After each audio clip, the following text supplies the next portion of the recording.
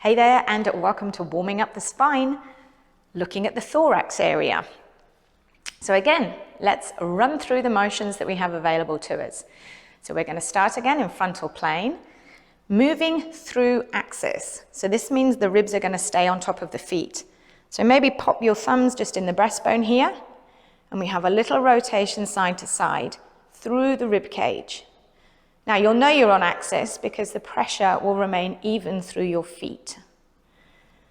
Then we're going to have an off-axis side bend. So this time, spine lifts up and comes over. And we should feel now our pressure shift. So same side foot pressure, same side foot pressure. Now we're still looking in the thorax here, as opposed to going all the way over and into the low back as well. We're then going to look at transverse plane. So rotating the rib cage, and we want to feel what's called our type 1 connection here. So that's ribs towards opposite hip as we rotate through. Checking in, how far do I go? Then we've got our sagittal plane work, and we're going to start on axis with a tilt. So the ribs actually tilt forwards and they tilt back. And again, our foot pressures will remain the same. So the ribs are just moving on top of the pelvis. Then we have forwards and backwards coming off axis. So we flex and our weight travels forwards, come back to center, elongate, extend, and our weight travels back. So once again, flexion comes forwards, extension comes backwards, so my weight travels back. Then we're going to look at our horizontal movements. So we have side to side, where the whole rib cage is going to shift.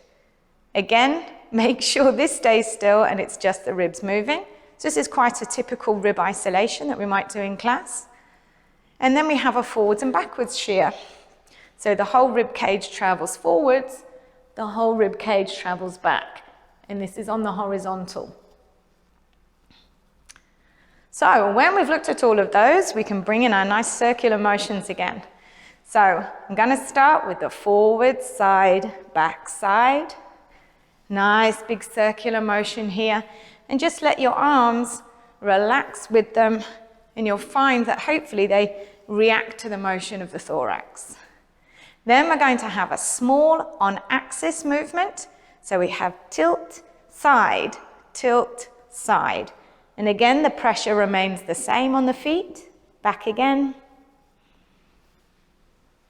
Yes, good. And then we're going to have our bigger motion.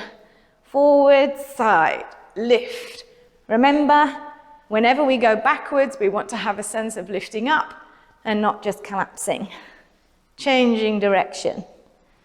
And again, just letting the arms relax and follow the motion of the rib cage.